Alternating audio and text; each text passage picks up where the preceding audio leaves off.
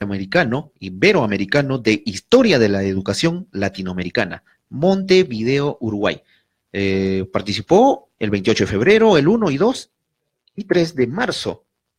Importante participación, una edición similar también se desarrolló antes en la ciudad de Lima, y lo importante, tal como hemos conversado en la previa, desde hace muchos años se viene desarrollando estos, ¿no? Estos acontecimientos internacionales que se denominan congresos, donde se evalúa, ¿no?, la evolución, el desarrollo de la historia de educación en Latinoamérica.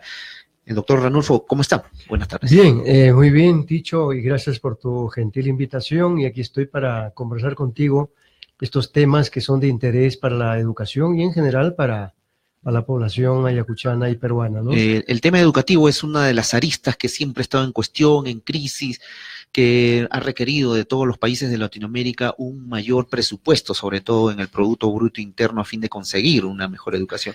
Ha estado en el tema, ¿no?, planteado. Sí, en realidad el tema de la educación es un tema álgido, actual, y por lo mismo interesa ver la historia. O sea, nos interesa ver la historia porque queremos resolver los problemas actuales. Así es el análisis. No es el afán de ver solo lo que pasó y tomarlo ahí como un recuerdo y añoranzas del pasado, sino lo que queremos es resolver los problemas del presente. Y para lo cual es una buena consejera retrotraer, ver la parte histórica, qué es lo que ocurrió, qué de nuevo hay en la educación ahora, o estamos repitiendo los mismos errores. ¿Qué es lo que nos puede ayudar a resolver los problemas actuales? En ese sentido, Ticho, ya es la 13ª versión, el congreso que se lleva a cabo en Montevideo. Los anteriores se llevaron a cabo, el anterior fue en Colombia, en Medellín. El anterior fue en México y así sucesivamente, empezando por Sao Paulo en Brasil, ¿no?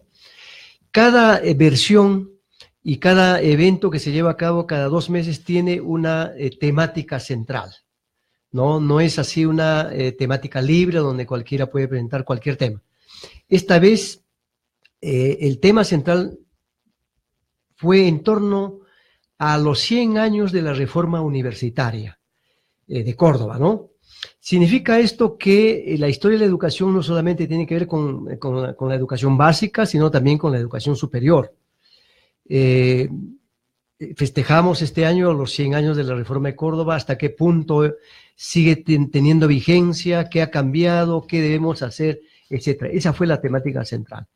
Y han habido como 12 ejes, que son subtemas. Mi tema fue el pensamiento de los maestros acerca de la educación. Entonces yo presenté una ponencia referido a Luis Enrique Galván, un maestro ayacuchano de los inicios del siglo XX, aunque él trabajó hasta 1966, que murió. ¿Qué pensó él sobre la educación en las distintas décadas que vivió, desde el 1890 y tantos que nace hasta 1966 que muere? Pero también la segunda parte de mi ponencia fue sobre su propuesta sobre la educación indígena en particular, porque esa vez no hay que olvidar, sobre todo en la década del 30, hay un debate fuerte a nivel nacional sobre el tema indígena. A partir de la literatura, Cusco, está Puno, Valcárcel, José Antonio Encinas, y también tenemos a este gran maestro ayacuchano que discute el tema indígena y plantea propuestas sobre la educación indígena. Recordando a Luis Enrique Galván, él fue senador e impulsor de la reapertura de la universidad. Efectivamente, una pequeña historia de vida de él sería el siguiente. Él en 1931, antes de ser senador, ocupó un alto cargo en el ministerio del ramo. No se llamaba Ministerio de Educación esa vez, ¿no? Se llamaba Ministerio de Instrucción Pública, algo así. El alto cargo que ocupa un ayacuchano fue el de ser ministro de Educación en el caso de Alfredo Parra Carreño. Pero él ocupa un cargo también importante, que es el de Director Nacional de Educación Indígena. A partir de ahí trabajó escribiendo artículos, dando conferencias, planteando propuestas sobre cómo debe ser la educación indígena, que era el grueso de la población aquella vez. Luego es elegido 2 veces senador de la República.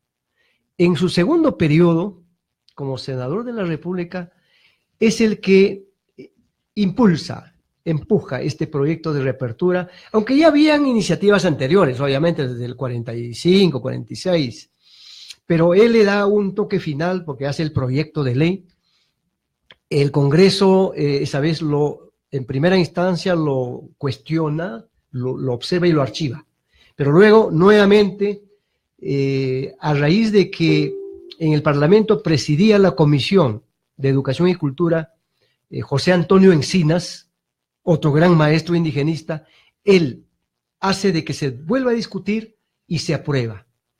En 1957 debía funcionar la universidad el 58, pero por cuestiones X recién funciona el 59, previo a una movilización de 10.000 personas en Ayacucho reclamando de por qué, habiendo ya una ley, no funciona la universidad el 58. Ahí salió la gran movilización. Y ahí salió la gran movilización. ¿Cuál fue la gran justificación? Ahí se recuerda siempre la pobreza de las Justificaron tierras. el tema de presupuesto y todo esto, ¿no? Que Esta todavía palabra no estaba terminado el plan de funcionamiento de la universidad. Esta frase, la pobreza de sus tierras, o la necesidad de una educación para aquellas personas que, porque antes se viajaba pues a donde, al Cusco, por lo general, o a Lima. De lo que yo recuerde, esa frase viene todavía desde la fundación de la universidad. Desde ahí se retrotrae. Desde la fundación. Cuando señalan que la universidad debe ser una institución que resuelva, impulse, busque resolver el tema de la pobreza de la tierra, pero también la pobreza espiritual. O sea, la parte material, pero también la parte interna, espiritual de las personas, ¿no? ¿Cusco era el lugar?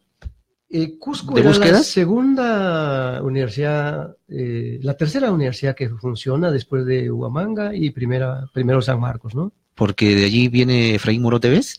¿De esa escuela? Efraín Morote estudia en Cusco antropología, estudia Derecho, trabaja en el Instituto Lingüístico de Verano, en la selva amazónica, y tiene una gran experiencia educativa, ¿no? Tiene 2 doctorados, uno en Trujillo, etcétera.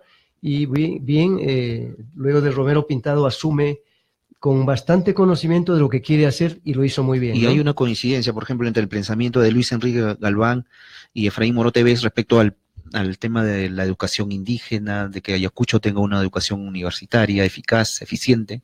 Sobre la universidad yo creo que hay coincidencias, pero sobre la educación indígena son 2 etapas distintas. ¿Ya? Morote Vez como antropólogo se interesó por el tema indígena, pero no hizo propuestas así específicas, concretas, como lo hizo Luis Enrique Galván. No hay que olvidar que Luis Enrique Galván fue maestro de aula en educación primaria, trabajó como director de la región educativa del centro, trabajó como director de San Ramón, director de lo que ahora es Gran Unidad, de lo que fue la Gran Unidad Escolar Mariscal Cáceres. Tiene una vasta experiencia en aula, pero luego también en la gestión educativa como director nacional de educación indígena. ¿No?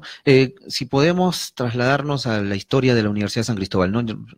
Gracias al gran impulso de Luis Enrique Galván, empezó muy bien la Universidad de San Cristóbal de Huamanga con sus carreras más reconocidas, y de ahí hasta la actualidad, ¿qué cosa es lo que ha venido pasando respecto a la impartición de la educación? Sí, tú tienes una apreciación exacta. Empieza con carreras importantes para Ayacucho, para su desarrollo, por ejemplo, ciencias agrarias, antropología, educación, claro. No era facultad, pero habían solo 2 facultades, ciencias y letras, pero habían institutos, educación era un instituto, que luego más tarde se van a ir convirtiendo en facultades. Especialidades claves para el desarrollo de la región, entendido no solamente como un desarrollo material, ¿no? Como dije antes, sino también espiritual, cultural, educativo. De ahí para adelante yo creo que han pasado varias cosas, porque esa es la etapa de oro de la universidad, la etapa de su mayor desarrollo. Luego viene el tema álgido que tuvimos, la violencia, que significó un retroceso, no solamente en la educación universitaria, sino también en la educación en general, la básica regular. Casi hay una parálisis, ¿no? Y estaríamos viviendo ahora una tercera etapa, ¿no?